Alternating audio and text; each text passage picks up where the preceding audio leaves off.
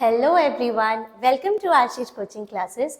Your teacher, your English teacher, Rachna this side. और जैसा कि मैंने मेरे लास्ट वीडियो में कहा था कि मैं आपको प्रेजेंट परफेक्ट और प्रेजेंट परफेक्ट कंटिन्यूअस के बीच में कुछ डिफरेंसेस बताऊंगी, जिससे आप दोनों टेंसेस को बखूबी यूज कर पाएंगे, अच्छे तरीके से यूज कर पाएंगे, बिना कोई शक कि हाँ मैं सही यूज कर रही हूँ या नहीं. ठीक है, तो सबसे पहले मैं थोड़ा सा बता दूं, मेरे जो लास्ट वीडियोस हैं वो इसी चैनल पे अवेलेबल हैं, आप उन्हें चेकआउट कर सकते हैं for easy understanding. And present perfect tense और प्रेजेंट परफेक्ट कॉन्टिन्यूअस टेंस जो मैंने मेरे लास्ट वीडियोस बनाए थे, उसमें मैंने ये चीज़ मेंशन करी थी कि दोनों लगभग सेम से लग सकते हैं, लेकिन फिर भी कुछ की डिफरेंसेस हैं जो आज हम डिस्कस करने वाले हैं. ये वीडियो ज़्यादा लंबा नहीं होने वाला है, तो आप बहुत क्विकली समझ पाएंगे कि कितने इम्पॉर्टेंट डिफरेंसेस हैं ये और कितना मैटर करते हैं जब आप किसी चीज़ को इन टेंसेस में बोलते हैं. So without any delay let's get started with the video. Okay, so difference between present perfect and present perfect continuous tense. Present perfect and present perfect continuous, ये अलग अलग कॉलम्स मैंने बना दिए हैं और पहले ही लिख करके रखा है ताकि मैं आपको समझाने में ज़्यादा फोकस कर पाऊँ. So the first one is this is generally neutral. जो प्रेजेंट परफेक्ट टेंस होता है वो जनरली न्यूट्रल होता है, ये आप दूसरे में समझ पाएंगे, ध्यान दीजिएगा. To emphasise the length of time, emphasise का मतलब क्या होता है, जोर देना. जो प्रेजेंट परफेक्ट कॉन्टिन्यूअस टेंस होता है ना, वो लेंथ ऑफ टाइम, समय की लेंथ पे ज्यादा जोर देता है, ज्यादा ही फोकस करता है, लेकिन ये न्यूट्रल रहता है, ये लेंथ पे उतना फोकस नहीं करता. अब देखेंगे एक छोटा सा एग्जांपल इस डिफरेंस को समझने के लिए.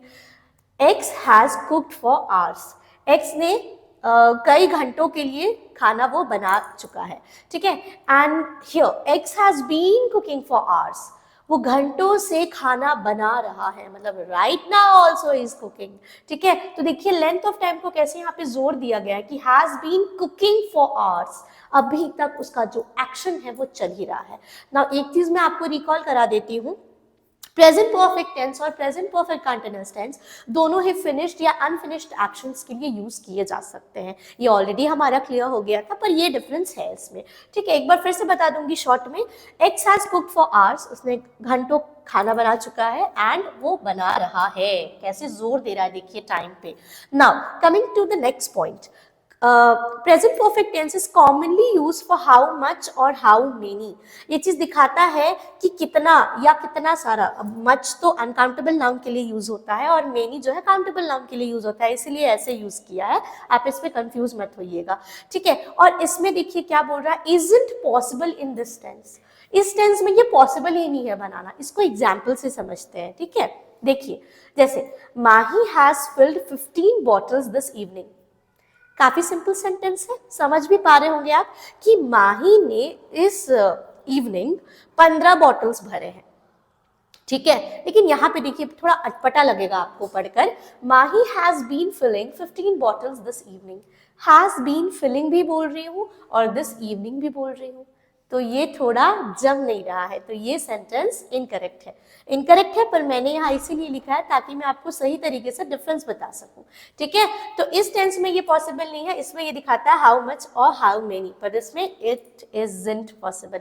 क्या आप ये कह सकते हैं कि I have been drinking 7 cups of coffee this evening. मैं इस इवनिंग से पी रही हूँ.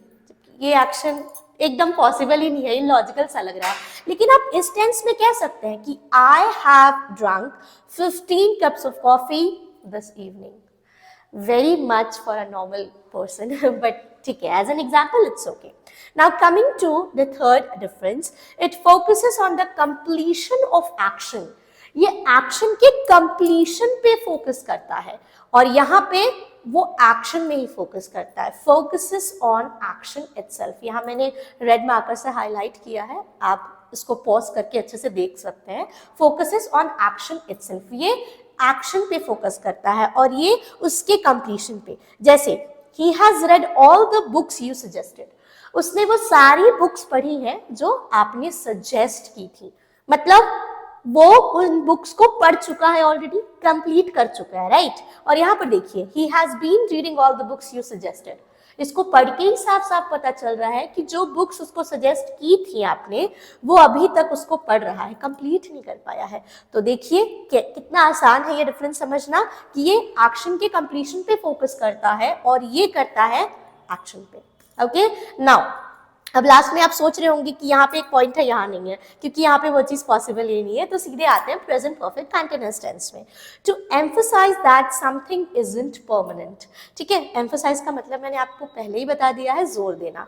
ठीक है, तो ये बताता है कि कोई भी चीज परमानेंट नहीं है, कोई भी सिचुएशन। जैसे she has been studying badly for her entrance test, मतलब वो यूजुअली बैडली मतलब बुरे तरीके से, हम नहीं बोलते अरे बाप रे गंदे तरीके से पढ़ाई चल रही है भाई मेरी, गंदे तरीके से दैट डजंट मीन कि आप पढ़ नहीं रहे हो, मतलब आप बहुत ज्यादा पढ़ रहे हो, राइट। तो अपने एंट्रेंस टेस्ट के लिए वो बहुत कड़ी मेहनत से पढ़ाई कर रही है, studying badly for her entrance test.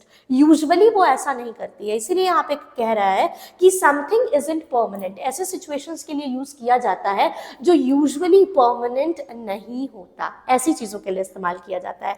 जैसे nowadays I have been sleeping very badly। ठीक है, आजकल मैं बहुत बुरे तरीके से सो रही हूँ, मतलब यूजुअली ऐसा नहीं होता है पर आजकल मुझे ज्यादा नींद आ रही है, that's why I am sleeping badly nowadays।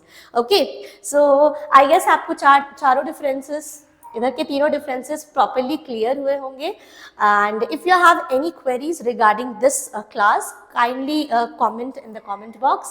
Thank you so much for watching us. Thank you so much. Please like this video and subscribe to our channel. Thank you.